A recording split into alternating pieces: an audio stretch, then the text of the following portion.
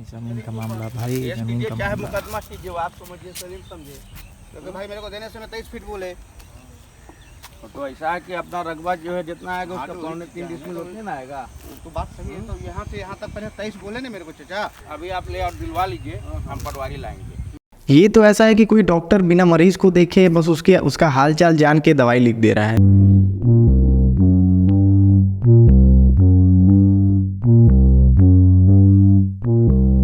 कुछ दिन पहले मेरे पास एक नक्शा बनाने का काम आया था।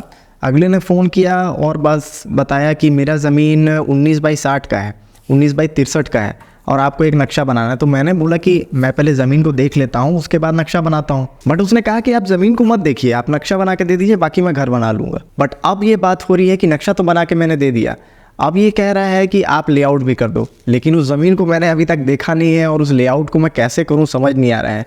क्योंकि जब भी आप कोई ज़मीन को देखते नहीं हो और उसमें नक्शा बना देते हो, नक्शा बनाने तक तो ठीक है, लेकिन जब आप जाके वहाँ पर लेआउट करोगे तब ये भी हो सकता है कि अगल बगल की ज़मीनों के जो मालिक हैं वो आके परेशानी खड़ा कर सकते हैं। हो सकता है कि एक आध फीट उधर चले जाए, एक आध फीट अंदर चले जाए, और ये ज़मीन जो है ये टेढ़ी ज़मीन है, मतलब टेपर्ड ज़मीन है। तो अब ये टेंशन हो रहा है कि अब वहाँ जाकर होगा क्या। And this is the layout तो मैंने बना लिया है, लेकिन अब जाने के बाद वहाँ पर क्या प्रॉब्लम हो सकता है मैं कुछ नहीं जान रहा हूँ।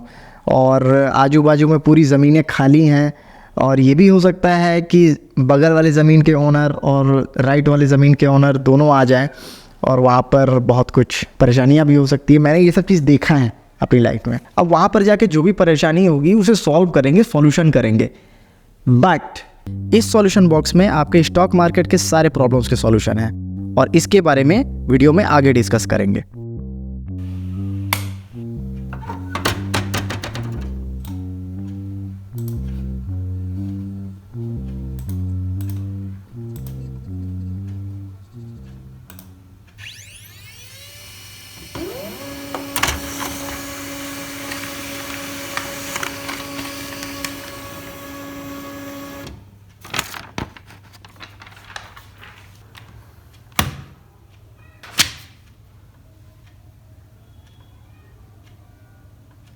ठंडी है तो आज जैकेट पहन लेता हूँ।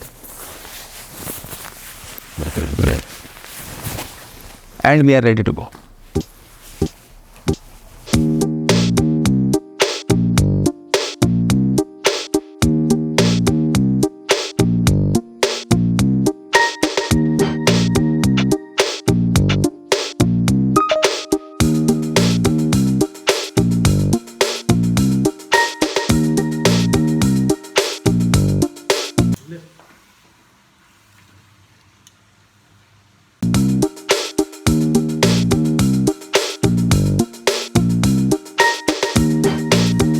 गाड़ी तो बहुत ज़्यादा गंदा हो गया है, जाते जाते धुलवाना पड़ेगा।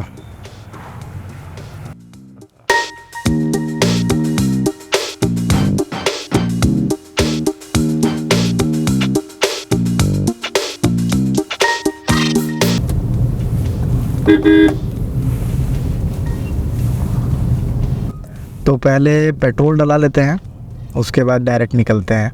पूरे शहर से निकलने में लगभग आधा घंटा का समय लग जाता है। मतलब मैं जब घर से निकलता हूँ और लास्ट चौक पड़ता है अम्बेडकर चौक तक पहुँचते पहुँचते आधा घंटा हो ही जाता है। तो उसका कारण है ट्रैफ़िक, लेकिन ट्रैफ़िक को दोष देना ठीक नहीं है, क्योंकि मैं ही खुद लेट निकला था तो मेरी ही गलती है। अगर मैं जल्दी निकलता तो उस समय मैं 15-20 मिनट भी नहीं, 5 मिनट में मैं शहर को क्रॉस कर लूँ। इस टाइम पे 11 बजे 12 बजे के आसपास बहुत ज़्यादा ट्रैफिक रहता है, इसी वजह से लेट होता है। बाकी और कोई इशू नहीं है, गलती मेरी है।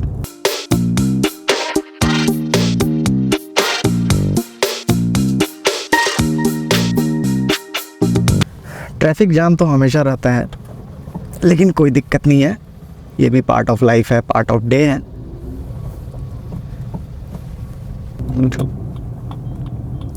And now we reached the petrol pump.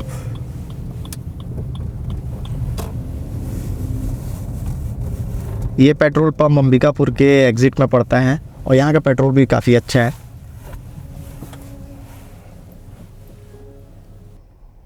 Petrol pump से निकल चुके हैं और अब डायरेक्ट मिलते हैं सूरजपुर में।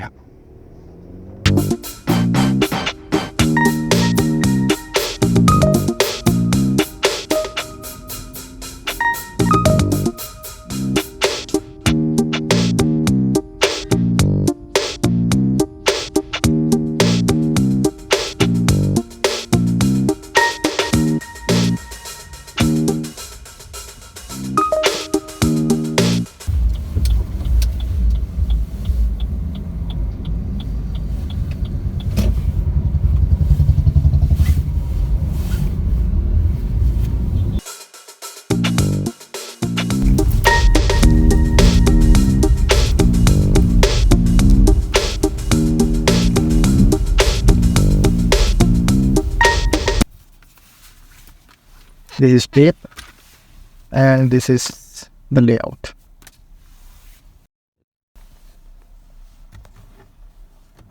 ये वाला। हाँ, अच्छा, तो इसमें से आधा उनका तो जब तक मैं लेआउट करता हूँ तब तक ये देखते हैं कि सॉल्यूशन बॉक्स में आप लोगों के लिए क्या है।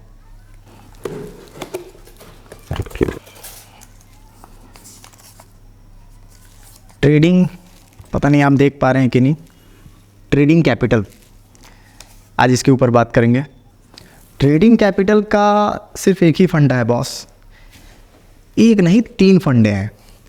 पहला फंडा ये है कि आपका जो भी इनकम होता है उसका 20% आपको सेव करके रखना है अपने डीमैट अकाउंट या फिर सेविंग अकाउंट में। जैसे मैं ये लेआउट कर रहा हूँ जो, इसकी फ़ीस मुझे लगभग 10 से 15 हज़ार रुपये मिलेगी, तो उसका 20% मतलब 2000 से लेके 4500 रुपये तक मैं उसी बीच में एक अमाउंट अपने डीमैट अकाउंट में सेव करते जाऊंगा। और ट्रेडिंग कैपिटल का दूसरा फंडा ये है कि जो 20% आप सेव करके रख रहे हैं उसको कभी आपको हाथ नहीं लगाना, कितनी भी इमरजेंसी आ जाए उसको आपको हाथ नहीं लगाना है, कभी भी यूज़ नहीं करना है, सिर्फ और सिर्फ इन्वेस्टमेंट के लिए और ट्रेडिंग के लिए, अपनी ट्रेडिंग के लिए उसे यूज़ करना है। और तीसरा और सबसे ज़रूरी फंडा ये है कि जब भी आप कोई ट्रेड कर रहे हैं, मतलब आप कोई स्विंग कर रहे हैं या फिर इंट्राडे ट्रेड्स कर रहे हैं, उसमें जो भी आपको प्रॉफिट हो रहा है, याद रखिएगा, ध्यान से सुनिएगा, जो भी आपको प्रॉफिट हो रहा है उसका भी 20% आपको डीमैट अकाउंट में छोड़ना है और उसका 80% खुद को पे करना है। मतलब पहले फंडे में जो आप सेल्फ पेमेंट कर रहे हैं, जो अपने आप को पहले प्रायोरिटी दे रहे हैं, वो इस चीज़ में भी करना है। आपका जो भी प्रॉफिट होगा उसका भी 20% आप अपने डीमैट अकाउंट में रहने दीजिएगा और बाकी का जो 80% है वो अपने मेन सेविंग अकाउंट में, जिससे आप खर्चे करेंगे, उस अकाउंट में अलग से रखते जाइएगा। इससे ये होगा कि आपका जो ट्रेडिंग कैपिटल है वो धीरे धीरे डीमैट अकाउंट में भी बढ़ते जाएगा और आपके जो खर्चे के जो पैसे हैं, जो दिन ब दिन जो खर्चे होते रहते हैं रोज़मर्रा की ज़िंदगी में, उसके लिए भी आपके पास पैसे जमा होते जाएंगे। तो ट्रेडिंग कैपिटल को बनाने के लिए और बढ़ाने के लिए यही एकमात्र सटीक इलाज है और कोई भी इलाज नहीं है इसका। तो इन तीनों फंडों को आपको अच्छे से फॉलो करना है, तो इनको फॉलो करना शुरू कर दीजिए and let's get back to the layout. Layout हो गया।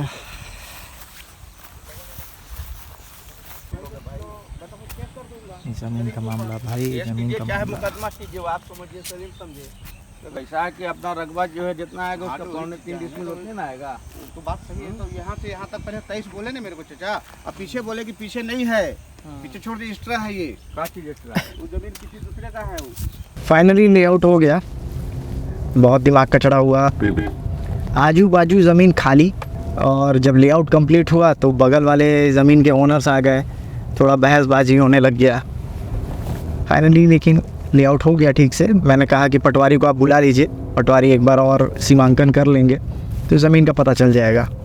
लेकिन एक हिसाब से सही तरीके से लेआउट कर दिया है मैंने, जितना उनका ज़मीन का साइज़ था उसी हिसाब से मैंने लेआउट किया है। इसी बीच 2 कॉल्स आ गए थे, 2 वैल्यूएशन के असाइनमेंट्स हैं, तो उनके साइट विज़िट मैं कर लेता हूँ, उसके बाद तुरंत मैं अंबिकापुर निकलूँगा, बहुत ज़्यादा थक गया हूँ अब। वैल्यूएशन के काम तो पूरे हो गए, बट अभी टाइम हो रहा है लगभग 5 बज रहे हैं, तो 12 बजे से लेकर 5 बजे तक मैं काम कर रहा था। लेकिन काम करने के दौरान आप कभी ये सोचते हैं कि आप ये काम करना चाहते हैं या फिर आपको करना ही है, that you want to do this work और you have to do this work. मेरे ख्याल से जब भी कोई आदमी अपना काम शुरू करता है तो वो इस सोच से शुरू करता है, I have to do this work, मतलब मुझे इस काम को करना है ताकि मुझे पैसे मिलें और मेरी रोटी की व्यवस्था हो जाए। लेकिन लाइफ बहुत लंबी होती है, आप हमेशा हैव टू वाले सीन में नहीं चल सकते हैं। आप हमेशा सोचेंगे कि मुझे ये काम करना ही है। धीरे धीरे आपको फिगर आउट करना पड़ता है कि आप चाहते क्या हैं, व्हाट यू वांट, किस तरीके के काम करने में आपको अच्छा लगता है, आपको मज़ा आता है काम करने में। तो वो काम आपको फिगर आउट करना पड़ेगा लाइफ में। जैसे कि मैं लगातार 4 घंटों से अभी पहले मैं लेआउट किया और 2 वैल्यूएशन के लिए मैंने साइट्स देखे और 1-2 कॉल्स अभी फिर बीच में आए, उनके भी साइट विज़िट मैंने किए। वो काम करने में मुझे मज़ा आता है, जिससे मैं ज़्यादा से ज़्यादा लोगों से मिलता हूँ। इससे मेरे कॉन्टैक्ट्स बढ़ते हैं और आगे चल के कोई अच्छे प्रोजेक्ट मिलने की प्रोबेबिलिटीज़ बढ़ जाती हैं। तो आप लोगों को भी लाइफ में ये वांट टू हैव टू वाला जो कन्फ्यूज़न है उसको क्लियर रखना है। मतलब आपको कंफ्यूज नहीं रहना कि आप जो काम कर रहे हैं वो आप करना चाह रहे हैं कि आपको करना पड़ रहा है। आप इस चीज़ का ध्यान रखिएगा। तो अब इस बोरिंग मोनोलॉग को बंद करते हैं और आपसे मिलता हूँ अंबिकापुर में।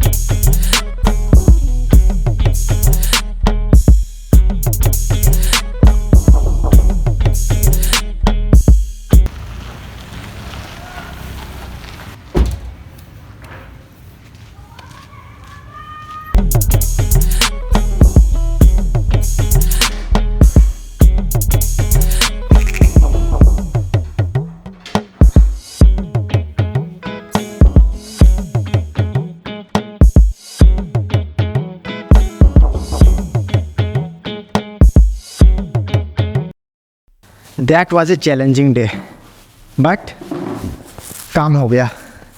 बड़ी मुश्किल से हुआ, थोड़ा सा टाइम ज़्यादा लग गया। अगल बगल के ज़मीन के जो ओनर्स थे वो वहाँ पहुँच गए थे।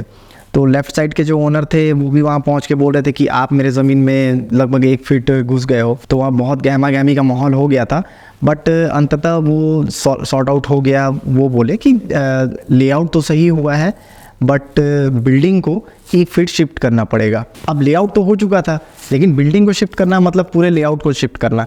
तो मैंने उनसे कहा कि आप जब गड्ढे खुदवाएंगे, जब गड्ढे खुदेंगे, एक्सकवेशन होगा, तब सारे कॉलम्स को 1-1 फीट आप राइट साइड खसका दीजिए। तो उससे ये होगा कि बिल्डिंग 1 फीट पूरी खसक जाएगी। लेकिन अगर आप लोग भी टेक्निकल फील्ड से हैं तो इस तरीके से काम बिल्कुल मत करिएगा। मैं इस चीज़ को इसलिए कर पाया क्योंकि मुझे लगभग 10 साल का सिविल इंजीनियरिंग में एक्सपीरियंस है।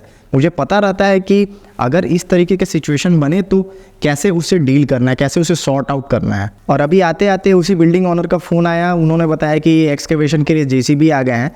तो मतलब समझ लीजिए कि जो मैंने कहा था कि 1-1 फीट खसकाना है तो वो उसी हिसाब से गड्ढे खोद रहे हैं। तो मतलब एक तरह से समझ लीजिए कि ये चैलेंज पूरा हो गया। इस काम में हेडेक तो होता है बट मज़ा भी बहुत आता है। आपको पता नहीं होता कि क्या होने वाला है, आप जो काम कर रहे हैं वो सही तरीके से एग्जीक्यूट होगा कि नहीं, और आपके काम का अल्टीमेट गोल अचीव होगा कि नहीं। तो ये बहुत चैलेंजिंग रहता है लेकिन मज़ा बहुत आता है। और इससे मार्केट में गुडविल भी बनता है कि ये बंदा किसी प्रॉब्लम को ऑन द स्पॉट सॉल्व कर सकता है। तो एक तरह से समझ लीजिए ये आपका काम ही आपकी मार्केटिंग करना शुरू कर देता है। और आप जो भी काम कर रहे हैं उन काम में चैलेंजेस तो आएंगे लेकिन उन चैलेंजेस को आपको फेस करना है। इससे क्या होगा कि आपके स्किल में इम्प्रूवमेंट होने लग जाएगी। तो आज का दिन काफ़ी चैलेंजिंग था और एक्साइटिंग भी बहुत ज़्यादा था। तो अब चलते हैं, आज शब बारात भी है, अभी नमाज़ भी पढ़ने जाना है तो नहा लेते हैं, उसके बाद चलेंगे नमाज़ पढ़ने के लिए। शब बारात में पूरी रात लोग नमाज़ पढ़ते हैं। अब देखते हैं मैं कितनी देर तक नमाज़ पढ़ सकता हूँ, बट नमाज़ तो ज़रूर पढ़ूँगा। तो अब चलता हूँ, मुँह हाथ धो लेता हूँ और चाय वगैरह पी लेता हूँ। बहुत ज़्यादा थक गया हूँ, आज का दिन बहुत भारी था।